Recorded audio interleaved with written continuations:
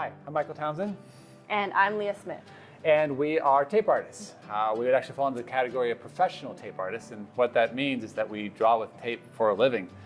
Myself personally, been drawing with tape for 30 years, and I've been working with different collaborators, a crew of tape artists, and using this medium, we've given ourselves the freedom to travel around the world and draw on buildings. And half our life is just drawing gigantic, just big. How big? Big, like 2 stories by like 100 feet or 200 feet. So these are like taking over the sides of sometimes skyscrapers, sometimes museums, community centers. And then the other half is when we come into schools like this and allow those communities to take over their own walls. Yeah, so we love teaching the collaborative process of drawing. And so what you see here on this wall is just a good example of people using this medium for the first time. They're given instructions on how to use it technically, but the most important thing is that they're learning how to communicate ideas to each other and work towards an end goal that is not concrete from the beginning. So they have to respond in real time and really listen to each other and be aware of what's going on around them. And the results can be alarmingly good. So tape art started as an art medium in Providence, Rhode Island. It was a group of young artists that took advantage of the fact that Providence was a ghost town at that time. If you know Providence in the late 80s, you know that you could go downtown at night and there was nobody to stop you from drawing on the walls. So we got into a rhythm of using this medium of tape to do temporary drawings. And temporary means that we left them up for just 24 hours, 4 a.m. to 7 a.m. and make a drawing, leave it up for a day, come back and take it down and replace it with a new drawing. And if you do that for long enough, you build trust. And after a while, people aren't anxious at all whether the work will stay up, is it going to damage anything? And once you've built that rapport, you have power. And you can start to look at any wall, and you can start to get permission to draw on any wall. And that has given us a great opportunity to travel, meet new people, and introduce people to art. And doing that in the public means that we are now public artists. Yeah, and how I ended up on the crew is like how a lot of people do, which is you meet someone who is already doing tape, they say they're a tape artist, you say, what is that? And then they invite you to a mural. So literally I showed up day 1 to one of the large mural jobs and was handed a roll of tape, and just like the students that we teach every day, was sort of like exposed really quickly to what it means to make work openly in the public with other people. For me, it was the first time ever having done real big artwork alongside other collaborators. Yeah, and one of the questions we always get asked is like, wait, you get paid to do tape art? The answer is yes. And the people who will pay you to do tape art are, if you get really good at it, museums will be very interested in having you come demonstrate this sort of new contemporary art form right on their building. So they get to commission large pieces of artwork that are temporary. The public gets to experience them removed by contemporary street art, and then the public gets to remove it with us. Yeah, so it's a celebration. Big mural that we did a couple years ago that was on the Brooks Museum down in Memphis, and even though it was raining the day that we removed it, we had been telling people the whole time that we were making it when the date of the removal was, and 500 people still showed up to that removal. So that's 500 people all ripping tape off a wall at the same time, which is pretty magical. Yeah, and then cities will bring you in if they want to do something for their public, for the citizens of their city. Big, bombastic, memorable, but temporary, we're a pretty good fit. And then, you know, the occasional festival thrown in there. And then a lot of teaching. And a lot of teaching. So we really enjoy introducing this to new people. And I think over the years we've racked up. You've taught a lot of people. I've taught a lot of people. I think we calculated that I've worked with over 50,000 first-time tape artists. And so we've been very interested in how groups perform together and how individuals take to this medium. So we got to see some genuinely good drawings here in this school. It's a good litmus test for the health of the school. Last spring, we ran a teacher professional development workshop as part of a program called Art Allstate, which works with high school students every year to do large installation artworks. And that's how we met Hannah Close, who is one of the art teachers here. She's great. She felt really moved by that workshop and asked us if there was any way that we could be brought here to work with her students directly. And so, we sort of started to talk about what that would look like, whether she has the walls, what are her students like. And she actually worked very hard and drummed up enough funding to have us here.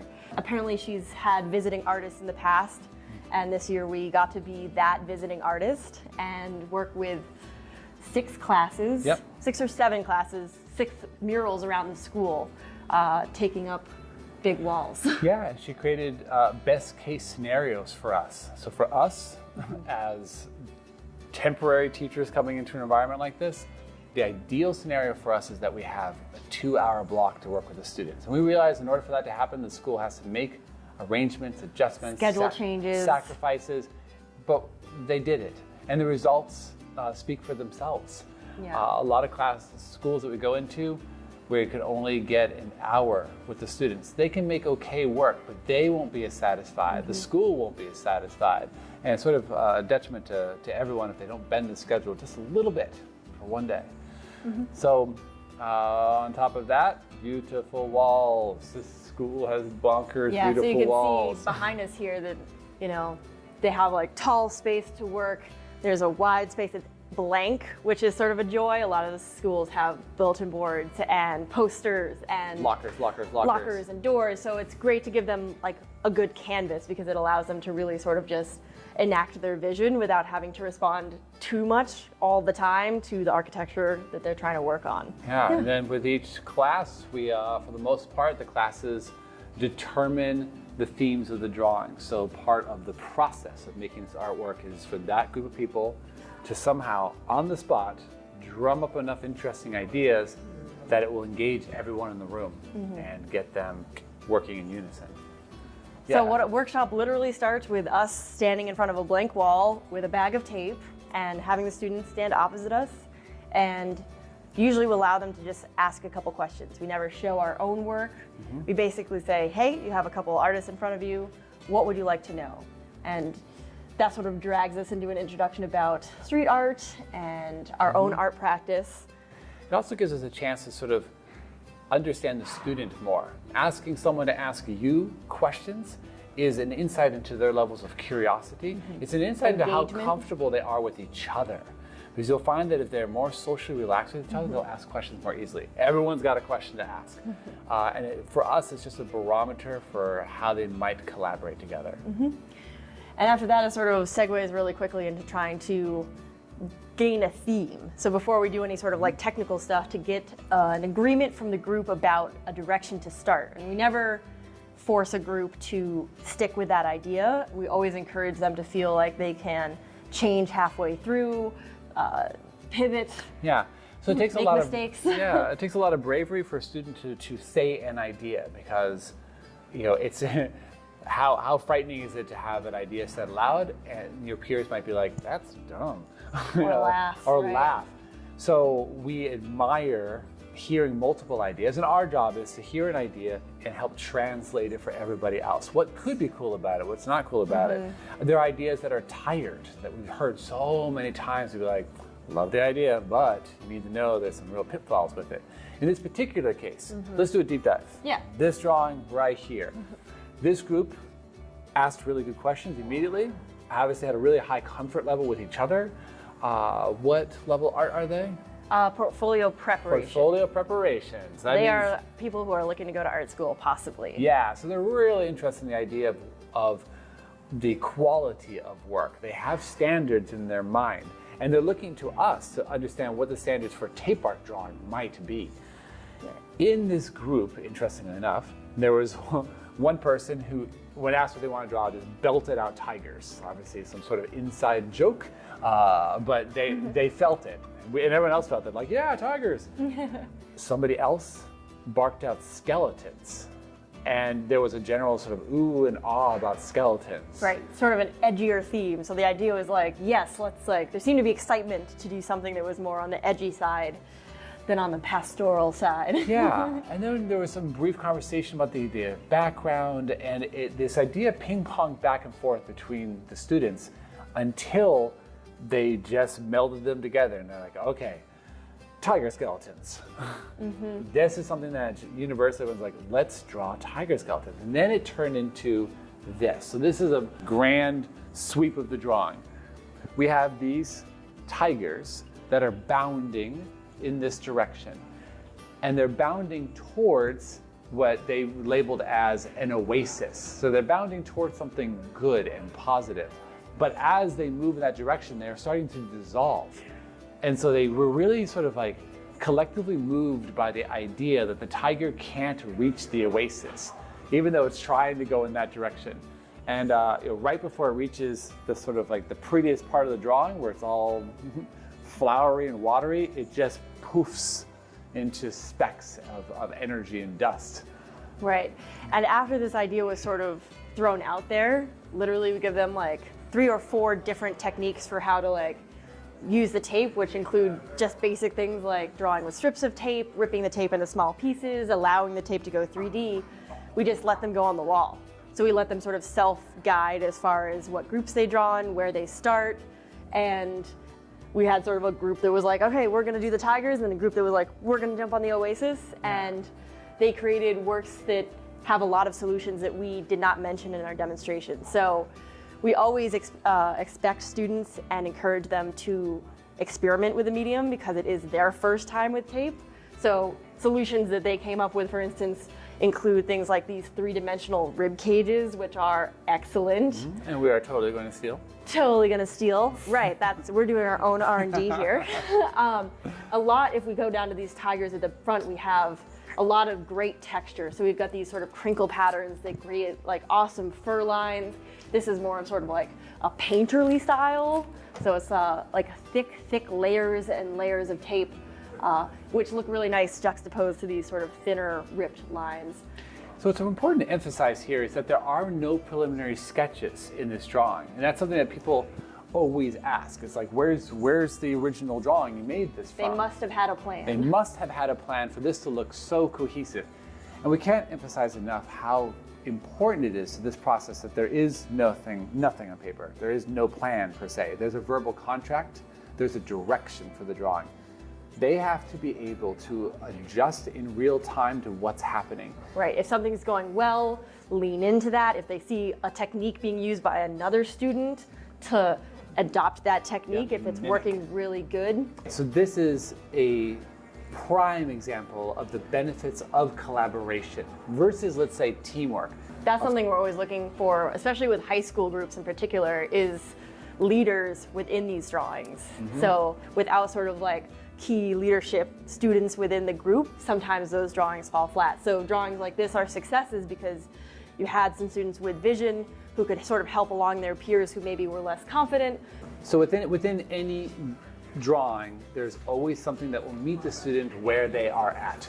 So if you have somebody who feels like they want to be a little bit more insular and more detail-oriented, no problem. There's a place for you. Yeah, we should go down and look at the oasis side of this drawing. Oh, yeah. There's a lot of good pattern making. So, for example, if there are these great tigers, which are examples of rendering and drawing, there's this pattern making here, but these are all just patience.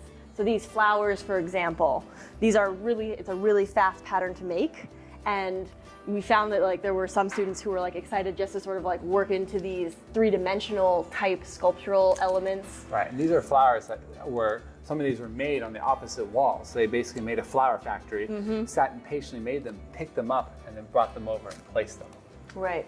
And then there's things like down here with the water where it is sort of light acts of sculpture. So you're sort of creating textures, which for some students is more of a relief than sort of straight up drawing human figures or trying to render the world accurately. Right.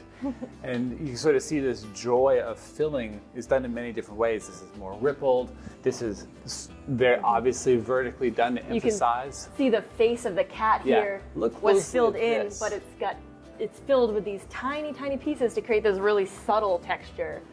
So that was a very patient student who sort of went through tiny pieces like this and like filled a tiny bit at a time to create this fuzzy effect. So there really is space for all types of makers in these drawings, which I think is what allows the collaboration to be so natural and fluid, because it means that like no matter what your strength is, that you have a place and you can excel and feel like you are contributing to the drawing. Yeah, this is a really super rad idea, which is they wanted to have a waterfall or some sense that water was flowing in a direction, but they also needed to go from here to here. And the group accepted and normalized the idea that it could be sort of like a rainbow waterfall. And this seems very natural going up over your head, though it's obviously an act of fantasy. An act of pure fantasy, but they did it so convincingly that it feels very natural. Yeah, and that was the solution that was found maybe 3/4 of the way through the workshop block. Yeah. So if that had been an idea that required thinking at the front end, it may not have come about. Because right. when you say, I think a waterfall going over the hallway will be a good idea, it may not sound like a good idea when you say it out loud, but when you're sort of working and in the midst of the making, it allows for those types of ideas to be surface. And that's one of the great benefits of true collaboration is innovation. And I know that's a very simple math equation, and this is one of the byproducts of collaboration we try to teach them about. And you can say it to them, but unless they experience it, like really experience it in real time, it's harder to quantify it. And every student here got to feel it. An observable thing that we saw today is that a lot of good art making is rooted in good art behavior. So the behavior supersedes skill. So skill can be learned. Skill can be learned. Like we can teach you how to draw a chair and perspective and all that, but learning good behavior is an entirely different approach. What do you mean when you say good behavior? Good behavior means that you are patient with your creation as it's unfolding. You are, you mentioned sort of a fearlessness. Yeah. There are a lot of times when you're watching a student draw that they are going through what we loosely refer to as the crappy phase of their drawing. A lot of emotions at that phase. And in that moment, they're like, oh, this is not good. And you have to be fearless enough to push through, because the good drawing is on the other side of all of that effort. And you just have to push, get up over the mountain and you're right. good. If you allow yourself to stop at like, oh, well, I made something bad, so I'm a bad artist, and making that equation is what kills a lot of people's ideas about themselves as creative beings. Right. We make bad art all the time. Oh my goodness. We make bad art in the public all the time. Right in front of people. We're like, look at our terrible 4-story high barred bad thing we just drew. And then sort of care and effort. Yeah. You know, it's being intentional about all of your moves is, so intentional sometimes can be translated into being perfectionist, which is sort of silly. Intentional means that you're thoughtful about why you are doing something. You think about the shape of this thing. You're not just placing dots. If you're not being intentional here, you would just place dots everywhere. Yeah. Being intentional is saying, oh, okay, this is a shape that sort of ties the drawing together, and I want to have it coming from the front of this face, spilling off towards the oasis to sort of give a sense that it's almost there. And it makes that lack of completion even more exciting. Yeah, I say like the final advice you could give would be to like find a thing that you like to do. Yeah. Like a lot of times art in our minds is drawing, painting, sculpture, some sort of the classic arts. People are like, why would you do tape art? And the answer is like, it clicks a lot of boxes for us. We like to be outside. We like talking to people. We like driving on the roads and traveling the country. So like finding art processes and art mediums that sort of like speak to things you maybe already like to do. Yeah. I think one of the reasons tape art does so well with new audiences is that within this medium is a hook for all types of learners, thinkers, and art approaches. So, as I mentioned earlier, from the people who like to do big, broad strokes and big, bold things, we got you covered. If you want to sit there and do tiny pieces all day and do these little intimate, delicate drawings, no problem. You're good. And the scale makes a big difference. The fact that you can draw life size, oh. Yeah, it may be the first time a lot of these students have actually been able to draw something big. Yeah, and that's connects with some folks. Connects with some folks. And for some people, the idea of having power and ownership is a big deal. It's a huge catalyst to be able to look at a space and be like, wait, this is mine. I can draw on this. And just that alone will drive them to make good work.